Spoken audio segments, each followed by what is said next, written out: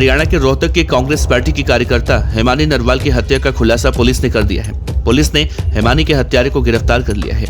हिमानी के हत्यारे ने पुलिस को बताया कि उसने हिमानी की हत्या उसी के घर पर की थी और शव को सूटकेस में रखकर लेकर गया था। हत्यारे ने खुद को हिमानी का प्रेमी भी बताया है। उसने पुलिस की पूछताछ में बताया है कि हिमानी उससे पैसों की डिमांड करती थी, यानी कि ब्लैकमेल करते थे, जिससे वो काफी ज्यादा परेशान हो चुका था। पुलिस ने हिमानी की लाश जिस सूटकेस में पाई थी, उसके जरिए शायद वो हत्यारोपी बॉयफ्रेंड तक पहुंची है। हिमानी नरवाल हत्याकांड में गठित की गई एसआईटी के चीफ डीएसपी रजनीश कुमार ने कहा है कि हत्याकांड के मामले में पुलिस को अहम सुराग भी मिले हैं। मोबाइल फोन भी रिकवर हो चुका है। खासतौर पर जिस सूटकेस में डेड बॉडी मिली है वो भी परिवार का ही है। पुलिस इस मामले में कई एंगल से जांच कर रही है। दरअसल रोहतक में हिमानी नरवाल का शव शनिवार को सूटकेस में मिलने के एक दिन बाद रविवार को हरियाणा पुलिस ने हत्या के मामले की जांच के लिए एसआईटी का गठन किया था। हरियाणा पुलिस के अधिकारी ने कहा कि हमने एक आरोपी को गिरफ्तार किया है और आगे जांच चल रही है।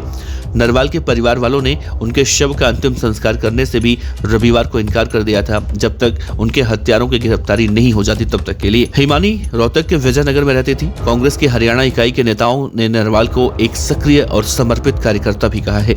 उन्होंने राहुल गांधी की अगुवाई वाली भारत जोड़ो यात्रा में भी हिस्सा लिया था। उन्होंने कहा कि नरवाल कानून की पढ़ाई कर रही थी और पिछले करीब एक दशक से पार्टी से जुड़ी थी।